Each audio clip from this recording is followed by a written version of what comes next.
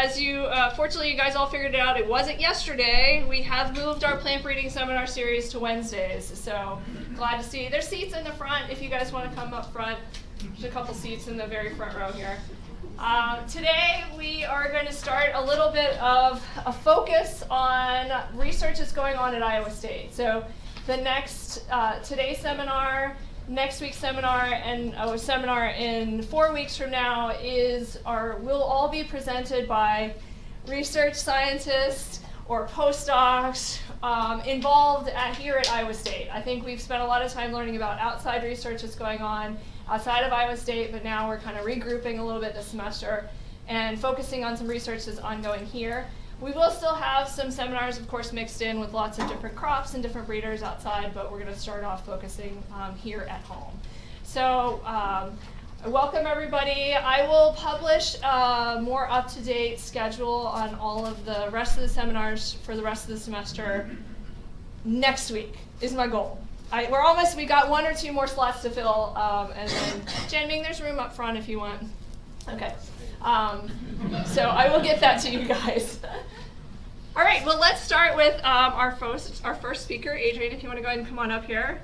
Dr. Moran Lauter is currently a plant biologist in Paul Scott's lab, and today she is going to be talking about her research with Gametophyte factor 1S. I think a lot of us have heard bits and pieces about this story, but we're really excited to hear about more information and sort of where you're currently working on now. Adrienne got her BA degree at Miami University, then went to Wright State for her master's, University of Minnesota for a PhD, and then from there went to University of Illinois for a postdoc, came here to Iowa State for a postdoc, then postdoced again with Michelle Graham, sort of, and now is, like I said, a plant biologist for Paul's lab and has been there since 2013. About 16, there. yeah. 16. Oh, is it? 13 is my start with Michelle. Okay. Oh, it's Michelle, and now started with Paul in 2016. Sorry. And so she has been interacting with faculty and students here at Iowa State for quite a bit of time, and has probably mentored a number of undergrads throughout her experience here, and some graduate students, and maybe a little bit of postdocs along the way. So she's really been integral to the department, and today she's going to tell us about her research related to self-incompatibility in corn. So, Adrienne, thank you very much. We'll get you started and unmute you. Maybe see if the audience, can you hear her? Hi. Hello. Louder? Corn, corn, corn. The best of the best? Okay. I think Is it working now? In the back of the room? It's surprisingly okay. loud back there, I actually. can't hear myself. No. Okay. Well, thank you, Jessica. It was pretty exciting to be invited to talk here at Iowa State. Probably the first time I've done that, actually, so this is pretty cool for me. Let me see. So, even if you don't work on corn, you're probably pretty aware that it's self and cross-compatible, which has really made breeding advances with corn possible at all and pretty simple. But of course, this isn't that convenient if you're doing research. We have to do things in the research field to keep that from happening without us doing it ourselves. So we'll put little shoot bags on the shoots to keep them from getting pollinated. We'll put tassel bags up on the tassels and do specific cross-pollinations ourselves. And you know, this isn't too hard in a research field, but at a commercial scale, this is pretty inconvenient. So it turns out there are genetic factors that can be used to limit cross-pollinations. These are Gametophyte incompatibility factors. There are several that are known in maize, but the 3 most well-known and used are Gametophyte factor 1, 2, and teosinte crossing barrier. Now, popcorn has some naturally occurring alleles of J1, so the popcorn industry has utilized this to maintain the genetic purity of their crops. And this is something that we'd like to introduce into the organic market so that organic breeders or farmers can grow their crop next to transgenic corn and not have to worry about contamination of their product. So what is gametophytic incompatibility? Well, I'm going to focus on J1S because that's the system that we're working with. Conventional corn is a little GA or a null of this system. So J1S can pollinate conventional corn. It can self-pollinate, so without any problems. But J1S cannot be pollinated by conventional corn. So we say that this has a pollination barrier. There's another allele of J1 called J1M, which is able to overcome that barrier and pollinate J1S plants. But it can also be pollinated by conventional corn. So while it can overcome J1S's pollination barrier, it doesn't have that barrier itself. So we just say this is a separable male and female function. So in a compatible pollination, pollen grain would land on the silk, it would germinate, pollen tubes would grow into the silk and in the transmitting tract and grow down that to the ovule where it would fertilize. In an incompatible pollination, the pollen is still able to germinate and grow the pollen tube into the silk, but the growth is abnormal once it's in the transmitting tract. It can actually kind of come in and out a little bit, and that growth is arrested after a little bit of time.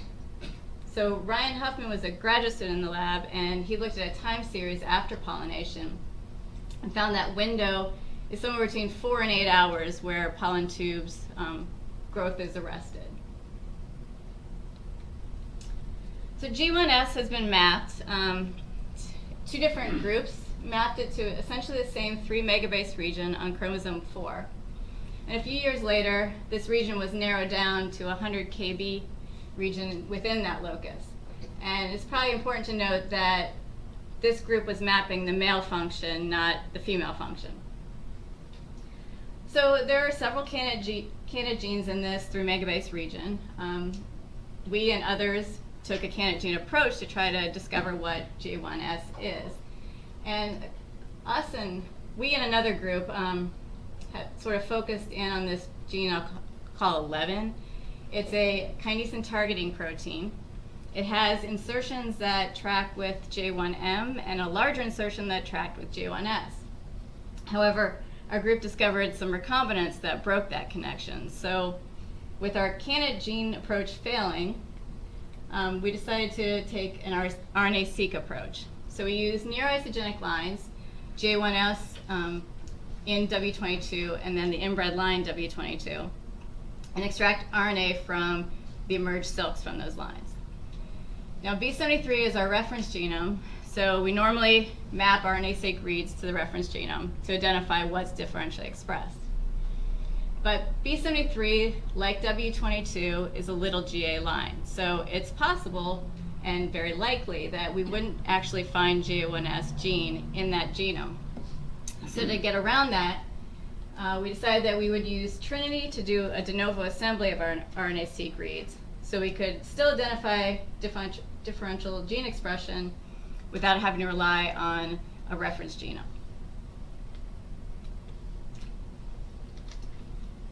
Now, just a little thing that I did was to take the reads that did not map to B73 and align them to the recently sequenced W22 genome.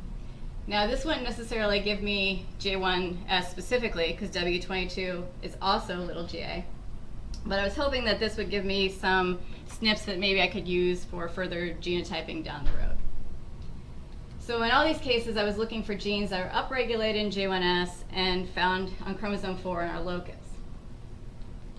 So the first thing they did was to map the reads to B73 and do the differential gene expression analysis. We had lots of significant genes. 869 were upregulated in J1S. When I looked at the most significant genes that were up in J1S, all of them were annotated as transposable elements. And I had to keep going down the list for quite a bit longer before I hit something that wasn't annotated as a transposable element. This isn't really what I was looking for, and I found this very confusing. And while I was pondering what a transposable element is doing in pollination, I decided to take these unmapped reads and map them to W22. So I looked for things that were only coming from the J1S samples, and I had 7 hits. And each of these hits were 50 bases long, which is the length, which is our read length. And because W22 is not annotated, I took the sequence around those hits and blasted them. And for each of my 7 hits, they all had pectin-esterase 38 or 17 as their top blast hit. Now, this is kind of odd because we've been looking at this region of B73 for quite a long time and never saw any pectin-esterase genes. So initially I thought, is W22 that strange? Well, I went back to the B73, and this time I blasted all these genes myself, and every single one of them, well, not every single one of them, nearly every single one of them had PME 38 or 17 as their top blast hit. And much like before, I keep going down and I keep getting that same result. So now I'm getting even more confused. Have I just done something weird to blast that PME is my only answer when I blast something? Well, it turns out no, it's not. There is a pectin methylesterase replete region within our J1S cluster. It's got more than 30 full-length and partial PME sequences. They are all PME 38 or 17. They're all in the same orientation. And if you look for open reading frames in them, not a single one of them has an open reading frame. So this is just a very strange result. And I felt like I was probably heading down the wrong direction if none of these things can actually make a PME. But then we got our de novo assembly back, and I did the differential gene expression analysis on this. And the second most differentially expressed gene in significance in J1S is pectin methylesterase 38. So this time, instead of 30, we just have 1. So the question at this point is, did the Trinity assembly just take all those 30 sequences and mash it together, and now it just looks like one, but it's really multiple PMEs? So I designed PCR primers based off this sequence and amplified and sequenced. And from both J1S and an HP301, which is a popcorn line that's J1S, I get the exact DNA sequence plus an intron that was predicted from the Trinity de novo assembly. So yes, it does seem to be a real single gene that's in J1S and not in W22. And well, at this point we've now renamed it PME3. And just to be certain, I did qPCR analysis on both J1S and HP301 silks. And I used 2 different primers just in case to make sure I was detecting really PME3 only. And yes, it's highly expressed in J1S genotypes and undetectable in W22s. So I also took the mapping lines that Bloom and Holland had used to do the initial J1S locus mapping. And yes, PME3 maps to the J1S locus. So Ryan was also doing a proteomics analysis of the same lines that we use for the RNA-seq analysis. And he collected pollen and silks from J1S and W22. He also collected pollinated silks in both incompatible pollinations, where W22 pollen is put onto J1S silks, and compatible pollinations, where J1S pollen is put on W22 silks.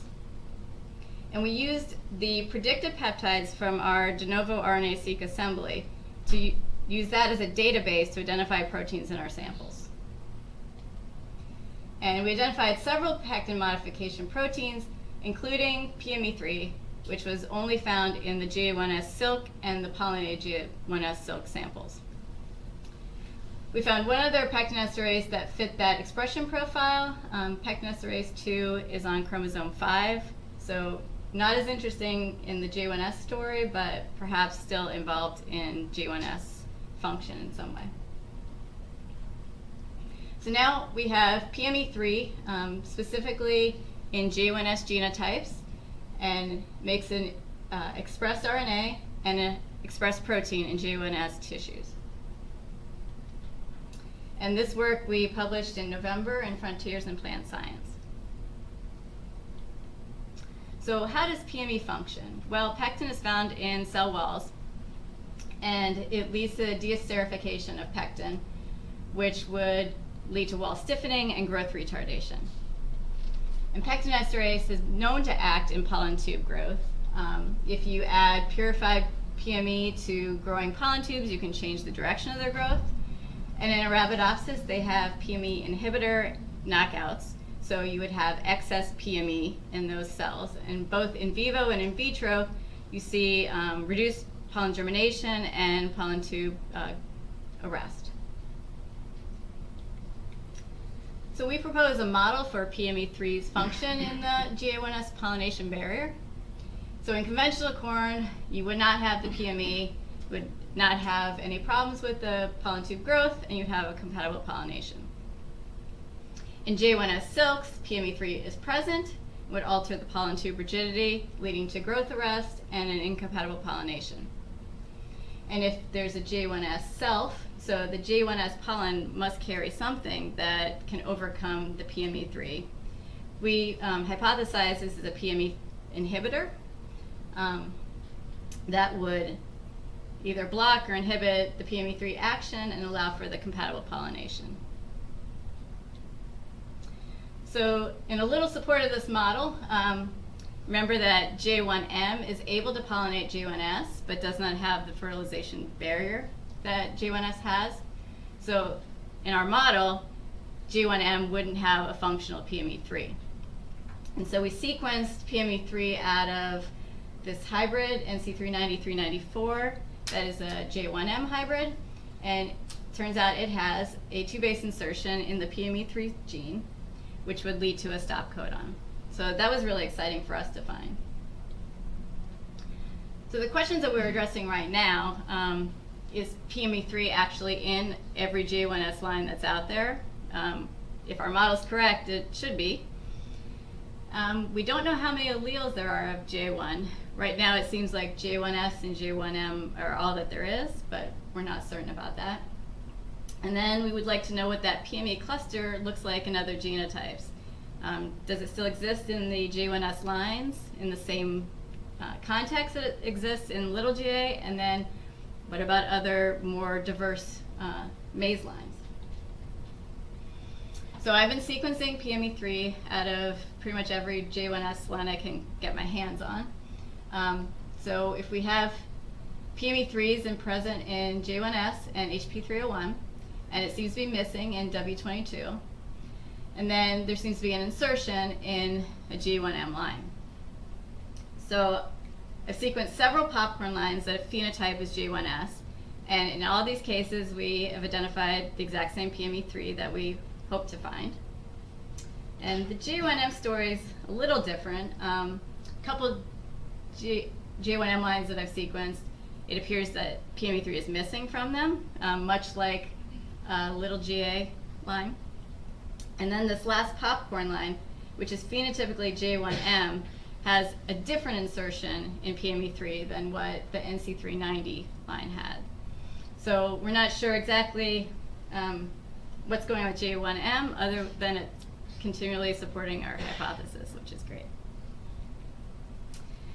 And Garrett Reed is a current graduate student in the lab, and he's been looking at the PME cluster in other genotypes. So several other maize lines have been sequenced recently, and he's gotten the sequences for those genomes and looked at the PME clusters. And so far, everything that we've looked at seems to have pretty much the same PME cluster that we see in B73 and W22. And there might be some slight differences, and what he's working on now is really defining what is the repeat in these clusters and how large they are. So I have a bacterial construct for ZMPME3, and what we'd like to do is take purified PME protein and do in vivo and in vitro assays to really understand how this PME3 functions in pollination. We also have overexpressing and knockout transgenics in the pipeline, and hopefully this will tell us definitively whether ZMPME3 is GA1S. And then we're continuing to work on characterizing the cluster. And certainly a future direction is trying to understand what the male factor is in the J1S system. So this work has been done in Paul Scott's lab. Ryan and Garrett have both been graduate students working on this project Taylor's an undergraduate, has been helping a lot the last few years. And Amruta, Tamara, and Zach have all been rotating through the lab this year and got to do a lot of sequencing with me. And this project began with Mike Musinski when he was here at Iowa State, although he somehow moved to Hawaii for whatever reason. And we have an Organic Research and Extension Initiative grant that is funding this project. And I will take any questions.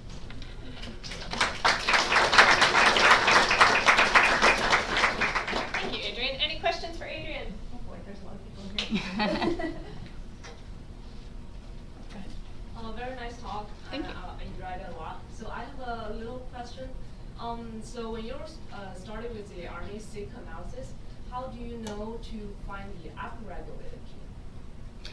Oh, so Will you repeat the question? yes, you asked why was I looking specifically for the upregulated genes? Yes.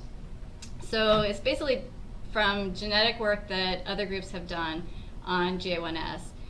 The expectation is that it's a factor that's present in J1S that's not present in conventional corn. So I was expecting to find genes that were expressed or upregulated in J1S versus missing or like downregulated. More like a gain of function and Well, we didn't know. I mean, there was a lot of work went into this. This has been studied for nearly 100 years, and a lot of people had surmised already that it was present in J1S and not present in conventional corn.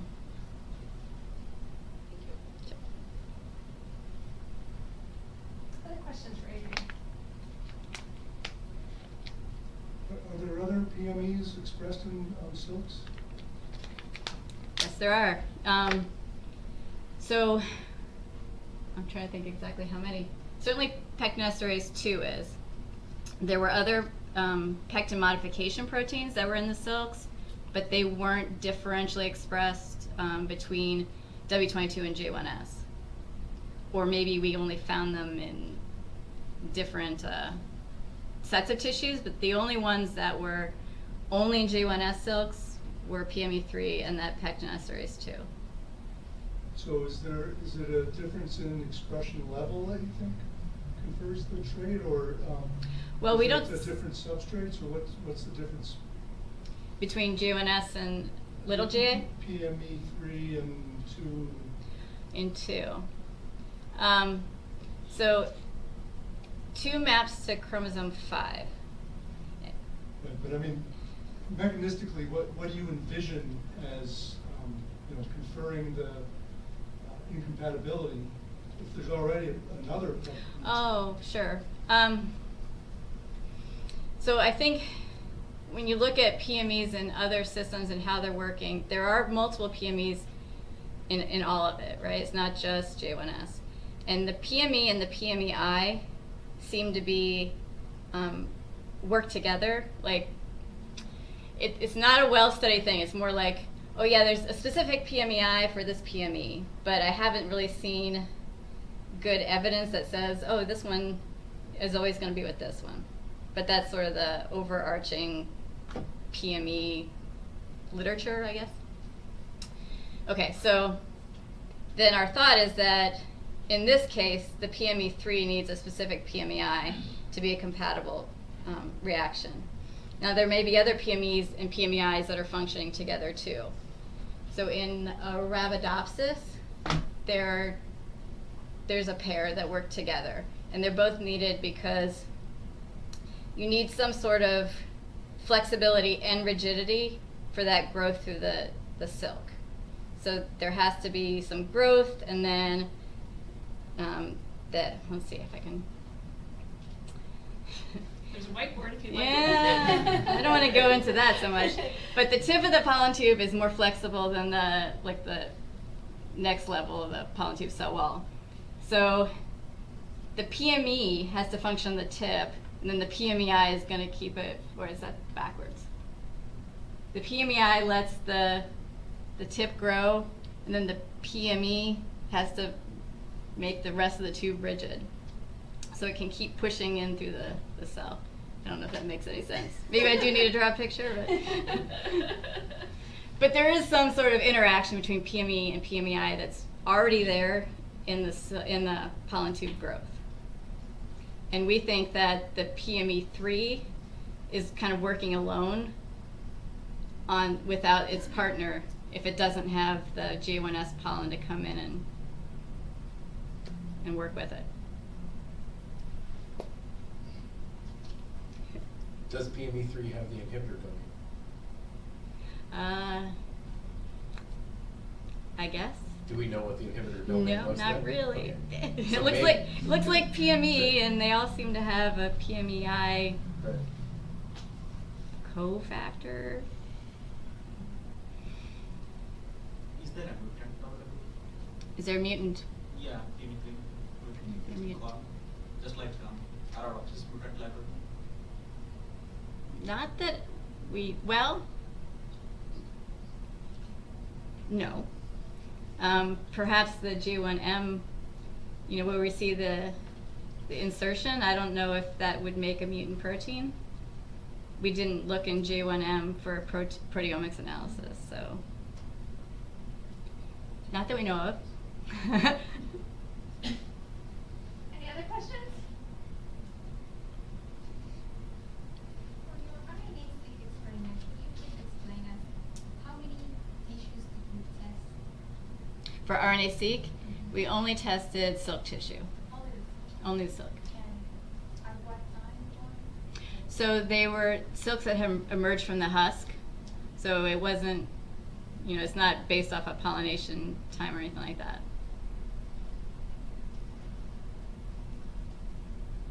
Anyone else?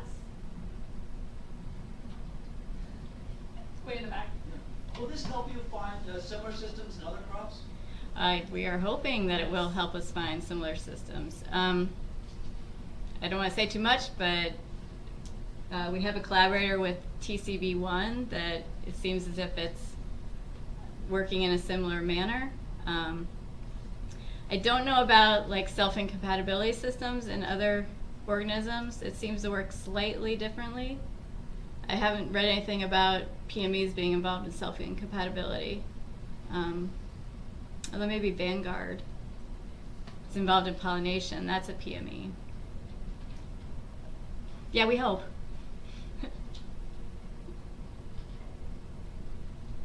All right, last chance.